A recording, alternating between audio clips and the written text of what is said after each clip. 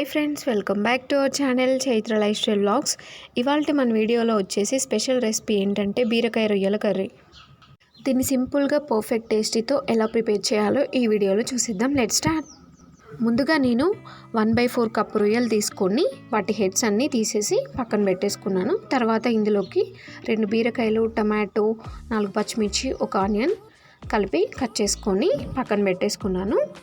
తర్వాత stove on చేసి pan పెట్టి అందులో జీలకర్ర, ఆవాలు, కట్ చేసిన పచ్చిమిర్చి, ఉల్లిపాయ ముక్కలు వేసి బాగా కలిపి లో ఫ్లేమ్లో ఇలా 3 మినిట్స్ వరకు మగ్గించుకోవాలి.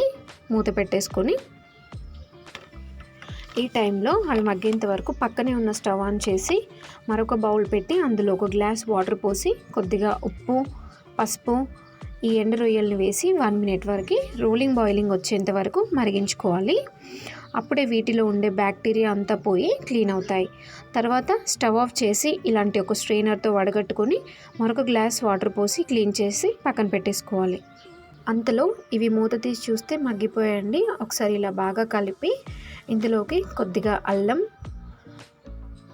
కొద్దిగా పసుపు వేసి ఇలా ఒకసారి ఫ్రై చేసి తర్వాత ఈ ఎండు రొయ్యల్ని వేసి బాగా ఇలా ఫ్రై చేయాలి.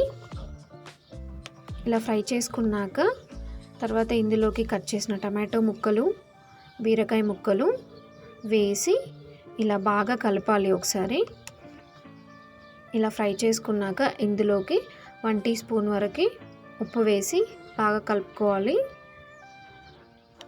ఇలా కలిపేసుకొని మూత పెట్టి 4 నిమిషాల వరకు లో ఫ్లేమ్లో మగ్గించుకోవాలి. తర్వాత మూత తీసి చూస్తే ఇలా సాఫ్ట్గా కుక్ అయిపోయి ఉంటాయి. తర్వాత ఇందులో 1 టీ స్పూన్ కారం, ధనియాల పౌడర్ వేసి ఇలా ఒకసారి మళ్ళీ ఫ్రై చేసుకొని ఆయిల్ పైకి తేలేంత వరకు ఇలా కుక్ చేసుకోవాలండి లో ఫ్లేమ్లో.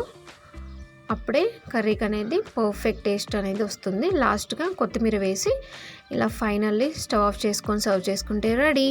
సో మీరు కూడా ఇలా సింపుల్ అండ్ పర్ఫెక్ట్ టేస్టీ రెసిపీని చేసి చూడండి, చాలా బాగుంటుంది. అంతే అండి, వాళ్ళ వీడియో అందరికీ నచ్చిందని అనుకుంటున్నాను. ఇలాంటి మరెన్నో సరికొత్త రెసిపీస్తో రేపటి వీడియోలో కలుద్దాం. Hope you like the video. Please do like, share and subscribe to my channel. Thank you. Bye bye.